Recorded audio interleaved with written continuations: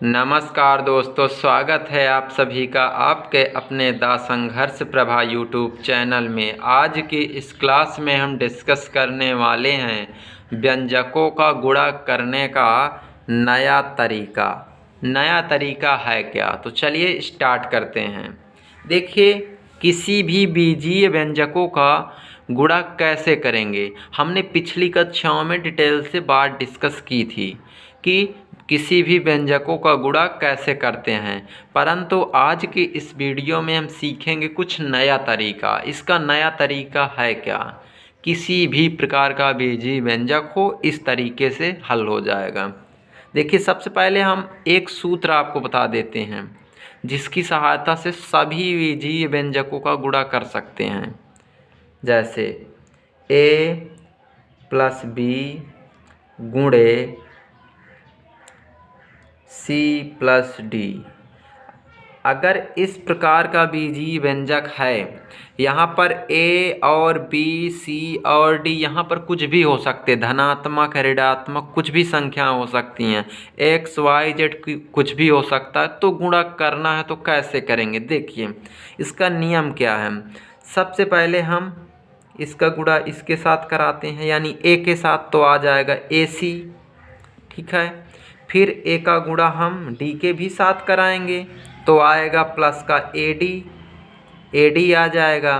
फिर देखिए b की बारी है तो b का गुणा c के साथ कराएंगे तो आ जाएगा bc। फिर b का गुणा d के भी साथ कराएंगे तो आ जाएगा bd। इस प्रकार से ये तो एक प्रकार से सूत्र बन गया। अब इसी सूत्र की मदद से किसी भी प्रकार की संख्याओं का व बीजीय व्यंजकों का गुणा आसानी से कर सकते हैं। जैसे एग्जाम्पल नंबर 1, देखिए एग्जाम्पल नंबर 1 में है क्या, जैसे कि 2x + 3 गुणे x - 2 + 2। देखिए, अब इसका हमें गुणा कैसे करेंगे? देखिए, ध्यान रहे आपको यह बात। जैसे कि ये सवाल दिया हुआ, हमने क्या कहा, इस सूत्र में ही मान रख देना है, आपका उत्तर आसानी से आ जाएगा। कैसे आप रखेंगे? देखिए, यदि हम बात करें तो इस सूत्र के हिसाब से देखें तो a के स्थान में क्या दिया है, 2x। कोई दिक्कत नहीं। और देखिए यहाँ पर b है तो b के स्थान में क्या दिया है, 3 दिया हुआ है। अब यहाँ पर देखें c के स्थान में क्या दिया हुआ है, x दिया हुआ है। और d के स्थान में क्या दिया है, 2 दिया हुआ है। तो अब इसमें मान रख देंगे तो a के स्थान में क्या दिया है, 2x करेंगे गुणा। c के स्थान में क्या दिया है, देखिए c के स्थान में दिया है x, गुणे x करेंगे, x कर दिया। अब देखिए प्लस लगा, हमने प्लस कर दिया। a के स्थान में क्या है, 2x है। फिर देखिए गुणा, यानी देखिए यहाँ पर इसका मतलब होता है गुणा, लेकिन दिखाई नहीं देता। देखिए गुणा करेंगे। फिर d का मान कितना दिया, देखिए d का मान दिया है 2, तो 2 करेंगे।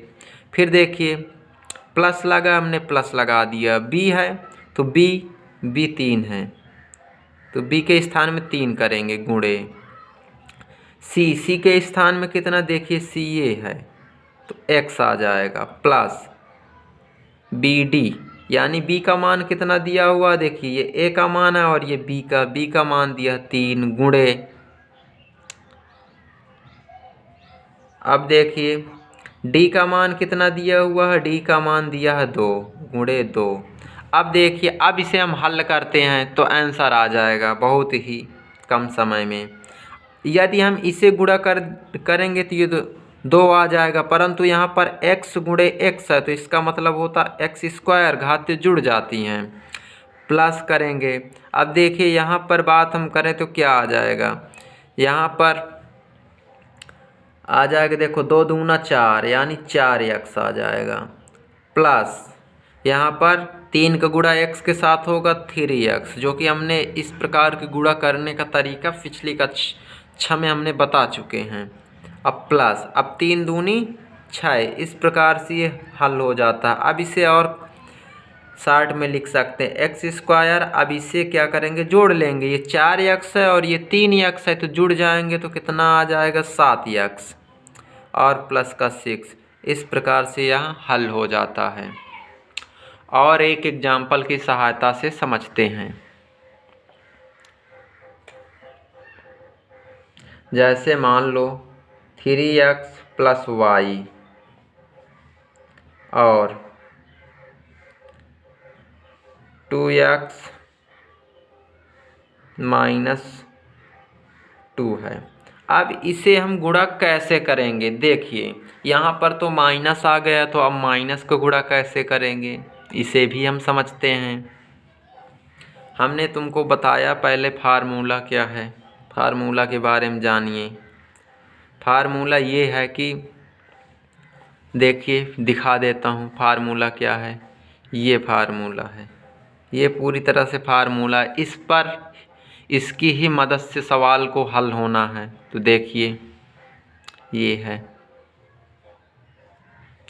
सबसे पहले मैं सूत्र लिख देता हूँ, a प्लस बी गुणे ए सी प्लस का डी बराबर क्या हो जाएगा, ए सी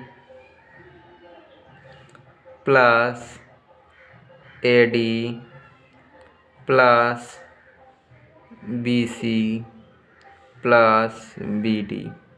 ये सूत्र हो गया। अब इसी सूत्र में मान हमें रखना है। अब देखिए जैसे ये है तो मान रखते हैं। हम जानते हैं कि यहाँ से यदि हम तुलना करें तो ये ए की वैल्यू है और ये बी की, और ये सी और ये डी है।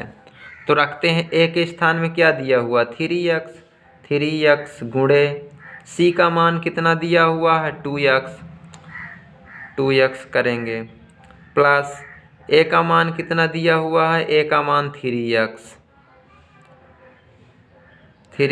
गुणे डी का मान कितना दिया है माइनस का 2। देखिए यहाँ पर क्या है, अगर हम इसे प्लस लिखेंगे तो ये माइनस आ जाएगा, यानी ब्रैकेट के अंदर हो जाएगा। तो इसका मतलब है, देखिए यहाँ से तुलना करिए, प्लस डी का मान क्या है माइनस का 2 है, तो माइनस का 2 रख दिए, प्लस बी का मान y है तो y करेंगे, गुणे सी का मान कितना दिया है 2x, तो 2x कर लेंगे, 2x करेंगे, प्लस बी का मान कितना दिया y